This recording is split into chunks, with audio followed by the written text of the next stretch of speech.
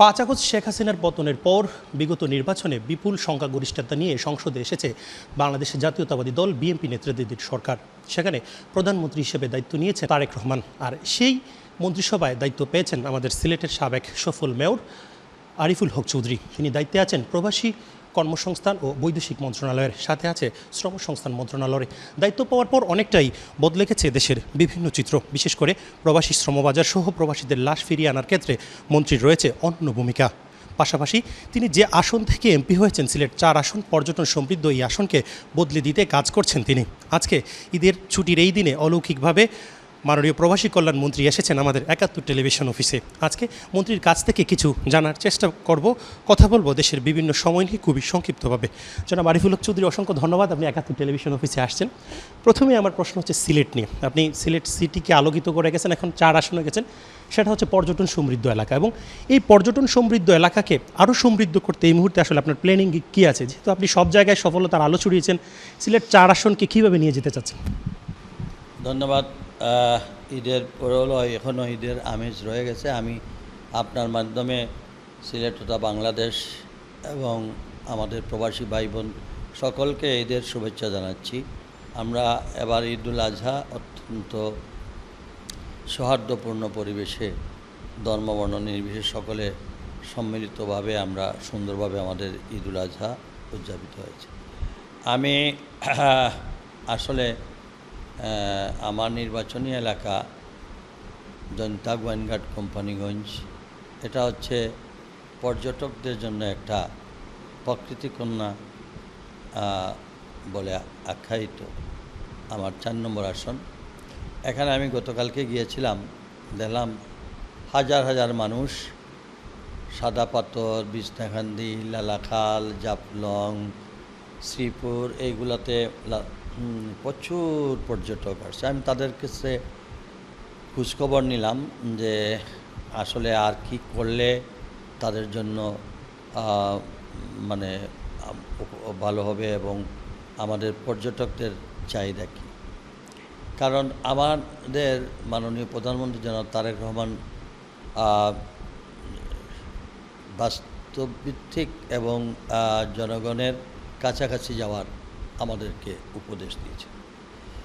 তো আমি সেটাকে সামনে রেখে আমি আমার নির্বাচনী এলাকায় এবারে পর্যটকদের জন্য পর্যাপ্ত নিরাপত্তা এবং যাতে করে মানুষ নিরাপদে নিভৃতে মানুষ তার পছন্দের জায়গাগুলো তারা ভ্রমণ করতে পারেন, সেদিকে মোটামুটি পুরো নজর দেওয়া হয়েছিল। এই পাশে আমরা মানুষের কিছু ডিমান্ড আছে, যেমন প্রবাসী যারা ভিজিটার আসে তাদের জন্য ওয়াশরুম, তাদের জন্য একটু ছাউনি, তাদের জন্য একটু এনভায়রনমেন্ট, এইগুলা ছোটোখাটো বিষয়। আমি অলরেডি সিদ্ধান্ত মোটামুটি আমরা করেছি, আগামী এই শীত মৌসুমের মধ্যেই আমাদের একটা মাস্টার প্ল্যান করতে যাচ্ছি, যাতে করে একটা রোড জনতা গোয়েনঘাট কোম্পানিগঞ্জ হয়ে একটা ড্রাইভওয়ে চলে আসে, সেই ড্রাইভওয়ে দিয়ে মানুষ তার নির্দিষ্ট জায়গায় ভ্রমণ করতে পারে এবং এখানে সার্ভিস সেন্টার থাকবে। সার্ভিস সেন্টারের মধ্যে ধরেন মানুষ ওয়াশরুম থাকলো, তারপরে একটু গ্রোসারি সব খাওয়া দাওয়ার জন্য ফাস্টফুডের একটু থাকলো, আর গাড়ি পার্কিংয়ের ব্যবস্থা থাকলো, বাচ্চাদের জন্য একটু ছোটোখাটো কিড জোন থাকলো এবং নিরাপত্তা নিশ্চিত।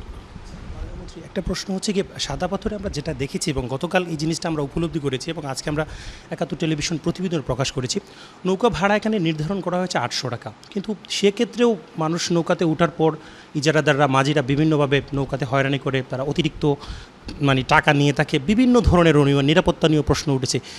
আসলে পর্যটন বান্ধব শহর, 800 টাকা পর্যটকরা বলছেন অনেক বেশি হয়ে যায়, আবার ইজারাদাররা বলে তারা 4 কোটি টাকা দিয়ে লিজ নিয়েছে। এখানে নৌকা ভাড়া কমানোর কোনো পরিকল্পনা আপনি নেবেন কি না? পাশাপাশি আরও উন্নত দেশে আমরা থাইল্যান্ডে দেখেছি বিভিন্ন জায়গায় স্পিড বোট রয়েছে, অনেক কিছু রয়েছে। তো এক্ষেত্রে আসলে আপনি এগুলা নিয়ে কোনো চিন্তা ভাবনা করছেন কি না, যেহেতু নদী বান্ধব এলাকা এটা? ডেফিনেটলি আমরা অলরেডি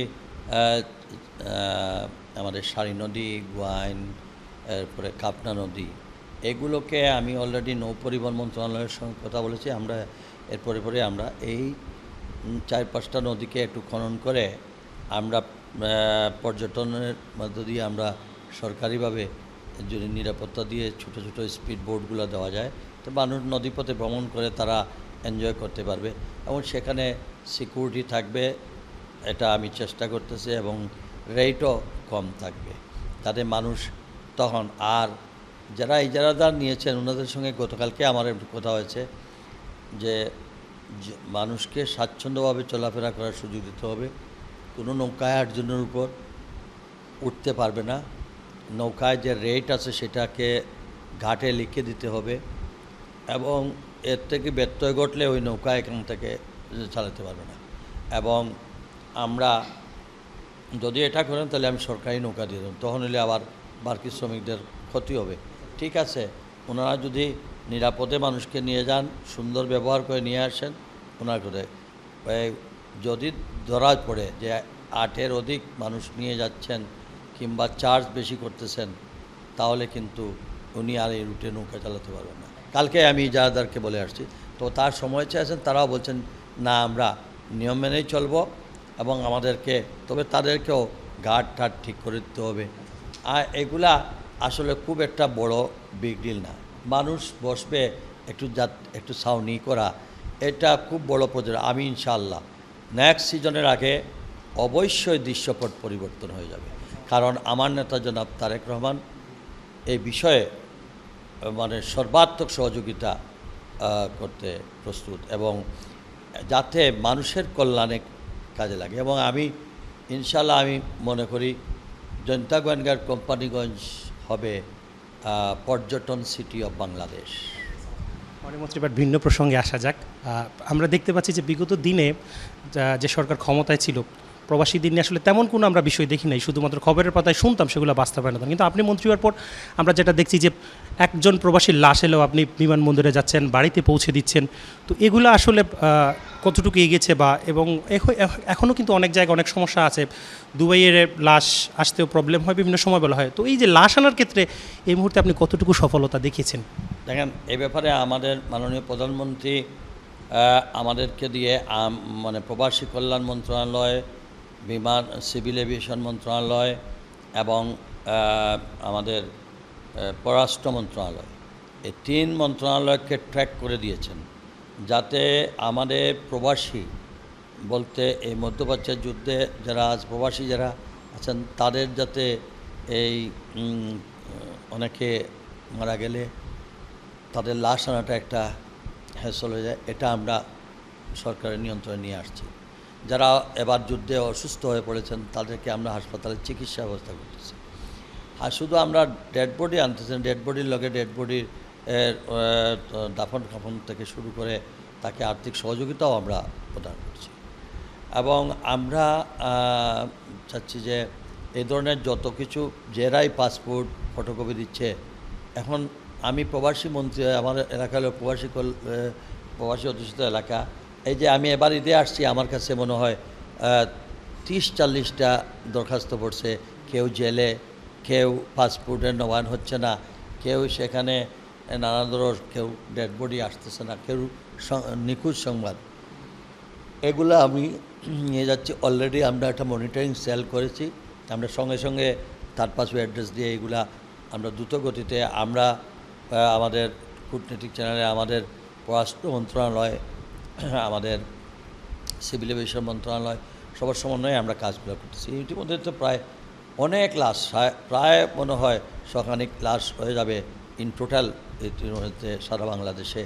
আমরা এখনও অব্যাহত রয়েছে, পাইপলাইনে রয়েছে, কারণ ওইখানে ডেড বডি আনতে গেলে ওই দেশের প্রসেস মেনটেন করে আনতে হয়।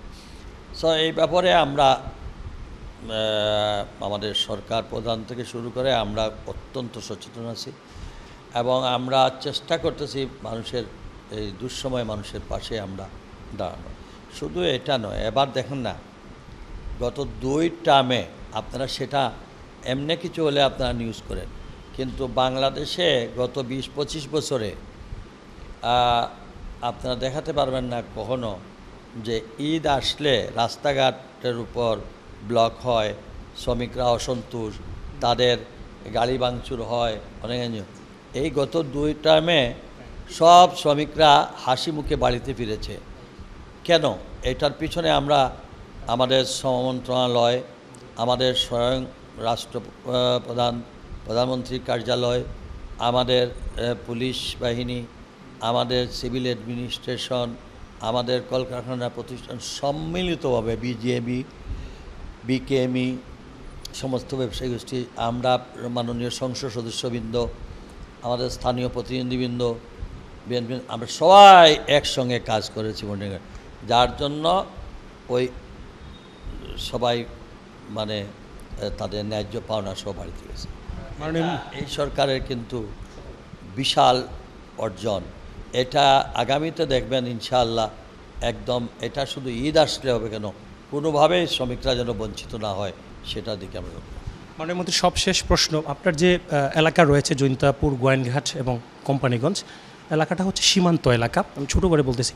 তো সীমান্ত এলাকায় যে পরিমাণ কিলিং হয় এবং স্মাগলিং হয় সেটা অবিশ্বাস্য, এবং এই এলাকার মানুষ সবচেয়ে থেকে বেকার। আপনি শ্রম ও কর্মসংস্থান মন্ত্রী, শ্রমিকদের, এই এলাকার যারা গরিব শ্রমিক আছে তাদের জন্য সীমান্ত এলাকায় কোনো শিল্প কারখানা বা সীমান্ত এলাকার মানুষের কল্যাণে কর্মসংস্থানের ক্ষেত্রে আপনি কি ভূমিকা নিতে পারেন? এখানে মানুষের একটাই গত 100 বছরের ঊর্ধ্বে মানুষ একই ব্যবসায় অভ্যস্ত, পাথর তোলা, বালু তোলা, আর এটা ছাড়া তারা আর কোনো কিছু বোঝে না।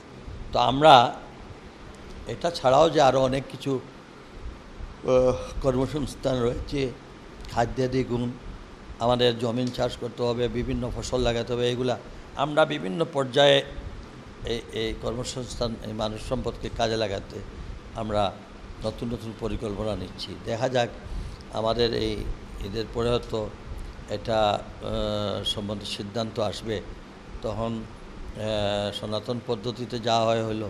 তারপরে প্রত্যেকটা শ্রমিককে আমরা দক্ষ শ্রমিকে পরিণত করার জন্য সেখানে আমরা টিটিসি হল করব, সবাইকে ট্রেনিং দেবো ইনশাআল্লাহ। এই শ্রমবান্ধব এরিয়াটাই সব শ্রমিকের 2 হাত একসঙ্গে কাজ করলে এটাকে আলাদা একটা, এবং আমরা যে নতুন নতুন ক্রিয়েটিভ অনেকগুলো পর্যটনের জন্য করবো, এখানে অনেক মানুষের কর্মসংস্থান হয়ে যাবে। তিনি বলছিলেন নানান পরিকল্পনার কথা, এবং অবিশ্বাস্য হলে সত্যি যে তিনি যেভাবে সিলেট সিটি কর্পোরেশনকে আলোকিত করেছেন, সেভাবে ওনার যে নির্বাচনী এলাকা আছে সিলেট 4 আসন, সেটিকেও আলোকিত করবেন। সীমান্ত এলাকার মানুষ হবে দেশের সবচেয়ে গুরুত্বপূর্ণ শ্রমিক বা গুরুত্বপূর্ণ ব্যক্তি, এমনটাই প্রত্যাশা করছেন সকলে।